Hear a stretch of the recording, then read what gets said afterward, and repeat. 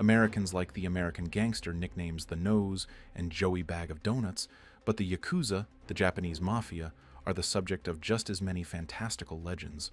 Due to the lack of mythologization in American cinema, these legends are not as well known in the United States. Therefore, we're going to look at some of the most outlandish things about well-known Yakuza bosses today.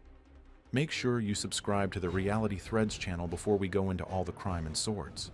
After that, have a look at the comments section and tell us which other criminal groups you would like to read about. Okay, Yakuza lovers, put down the controllers. It's time to uncover the truth. Not only is Kenichi Shinoda a historical figure, but he is also a criminal in the modern day. The biggest Yakuza group in Japan, Yamaguchi-gumi, currently has him as its chairman. If you're familiar with American mafia families, you might know that the boss occasionally puts their lovable son in charge. However, you needed to ascend the Yakuza hierarchy, which Shinoda successfully accomplished. He became a member of the Hirota-gumi in the early 1960s when Nagoya was still a very minor affiliate of Yamaguchi-gumi. Shinoda grew powerful over the years and, in the 1970s, reorganized his local chapter into the Kodo Kai, his own gang. A damp samurai sword killed a rival boss, triggering Shinoda's arrest and subsequent charges. His narrative didn't conclude with his 13 years in prison, though. After being released, he reclaimed control of Kodo Kai and expanded their area, even making a brutal and audacious push into the Kanto region of Japan, which had hitherto been mostly off-limits to Yamaguchi-gumi. In 1997, authorities apprehended a member of his protection detail with an illicit firearm. Shinoda was on the verge of succeeding Yoshinori Watanabe as Yamaguchi-gumi boss in 2005, but he was nevertheless sentenced to 6 years in prison for a plot involving his bodyguard to hide the weapon. Sentencing came barely months after he had risen to the position of the most powerful Yakuza boss in Japan. His 2011 release allowed him to assume complete leadership of the group. President Obama sanctioned Shinoda and his second-in-command, Kiyoshi Takayama, along with other foreign offenders the following year. Along with the Los Zetas cartel in Mexico and the Brothers Circle in Russia, the Camorra in Italy was also on the list. Shinoda, who is still free as of this writing, shuns many of the conventions associated with his position. Because of friends like these, instead of taking a luxurious vehicle, he takes the train. He even stopped at a street vendor for ramen on his way to an extravagant Yakuza feast. What an angel! Yoshinori Watanabe, like Shinoda, led Yamaguchi-gumi effectively from 1989 until the mid-2000s, a period marked by turmoil in the clan's history. After the Japanese government enacted a comprehensive anti-gang law in 1992 and began cracking down on Yakuza activity, Watanabe had to maintain composure and refrain from outright violence. For public relations purposes, Watanabe orchestrated the gang's distribution of over $1 billion worth of supplies and complimentary meals to earthquake sufferers in the wake of the catastrophic 1995 disaster. Okay, so is there forgiveness for everything? Watanabe, who had become famous as Mr. Gorilla due to his peculiar appearance, was an entrepreneur who had found success inside the Yakuza. He is known to have worked as a noodle maker for a while when he was younger, but he eventually left the industry and became a criminal. Enough said about escalating. Kazuo Taoka, sometimes known as the Godfather of Godfathers or the Japanese Godfather, was another infamous figure in the Yamaguchi-gumi dynasty. Noboru Yamaguchi, the second man to lead the Yakuza clan, raised him as a street fighter. He was an orphan. The Bear was Taoka's fighting moniker because of his distinctive technique, the act of clapping out his opponent's eyes. It seemed like this was a perfectly legitimate move in traditional Japanese boxing. Taoka spent the years 1937 to 1943 behind bars for a murder charge. However, after being released, he wasted no time climbing the Yamaguchi-gumi ranks. He had only been out of prison for 3 years when, at just 33 years old, he was already working as chairman and chief official of the organization. Taoka, a criminal with a vision, saw that the gang's present venture, theft of dock freight and sale of black market goods, was insufficient. In the post-war port of Kobe, he understood the necessity of controlling all maritime activities. From its humble beginnings as a minor gang, Yamaguchi-gumi grew under his direction into a powerful international crime syndicate with an estimated 10,000 members. Fear, however, accompanied authority. A rival gang member from Matsudagumi shot Taoka in the back of the neck during an assassination attempt in 1978. A police escort transported him to the hospital in his armored Cadillac, where he miraculously survived the attack. Kiyoshi Narumi, his attacker, did not fare as well.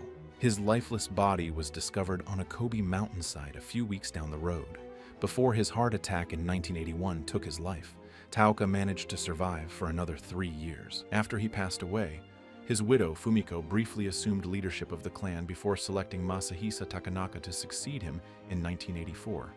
A recurring theme in Yakuza literature is the police's intervention to save notorious gang lords. There is a lot of leniency, and even cooperation, between Japan's political elites, law enforcement, and organized crime. The notorious Yoshio Kodama personified this fuzziness between politics and crime in the Yakuza. Under the alias Akuromaku, he was a fixer who worked in the background, connecting the criminal underworld of Japan with the ruling elite. During his youth in Japan in the 1920s, Kodama joined a number of nationalist organizations on the extreme right. He later became a political extremist.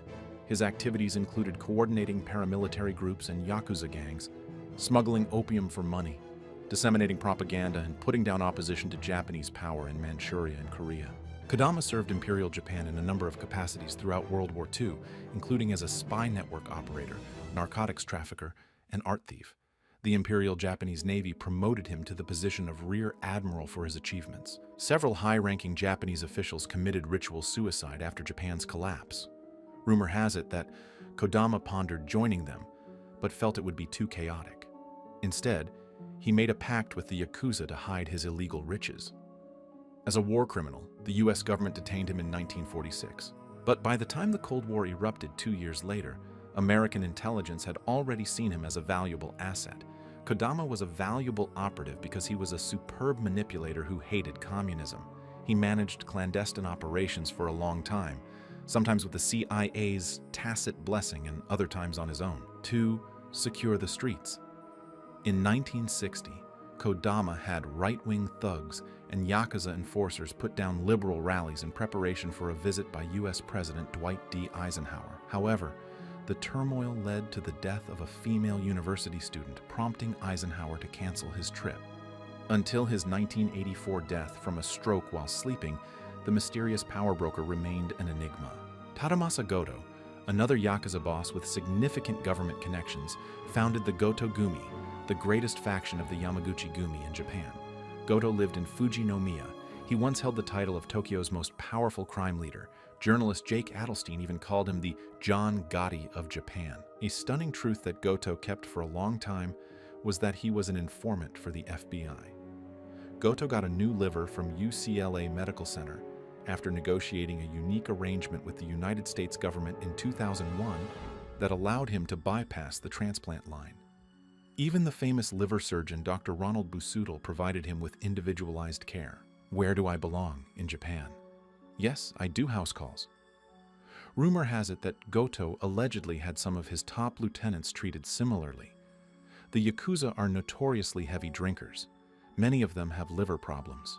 Goto consented to provide the FBI with confidential information regarding Yakuza operations in return for a sum of $100,000. Subsequently, he stepped away from crime completely and transformed into a Buddhist priest, adopting the name Chu and daring anyone to speak out against it.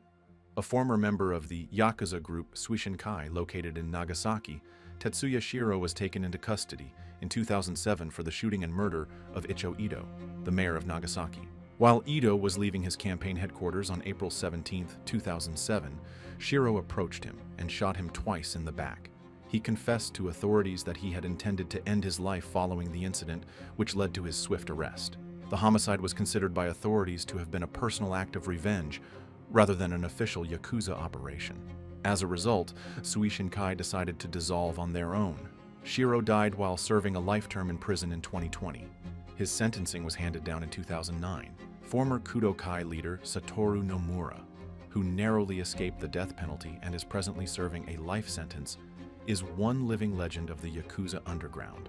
Nomura joined the Yakuza in his 20s and became notorious for his involvement in real estate scams and underground gambling houses. He never finished high school and was a former gambler. Reportedly, he had 12,200 followers when he was at his most powerful. He was taken into custody in 2014 on charges related to the assassination of Kunihiro Kajiwara, a prominent fishermen's union leader. He also assaulted the nurse who worked at the cosmetic surgery practice, among other offenses, and was later indicted on further charges, including attempted murder. In 2021, Nomura became the first Yakuza boss to ever be sentenced to death. In March 2024, that sentence was reduced to life in prison. His original death sentence was met with Nomura's infamous warning to the judge, whom he had petitioned for a fair ruling but was ultimately denied. Doing this will be a lifelong mistake that you will always regret. Considering the subsequent reduction of his sentence, perhaps the judge was unable to turn down the deal he made. The question then becomes, can you give me your opinion? Which of these mob lords pose the greatest threat?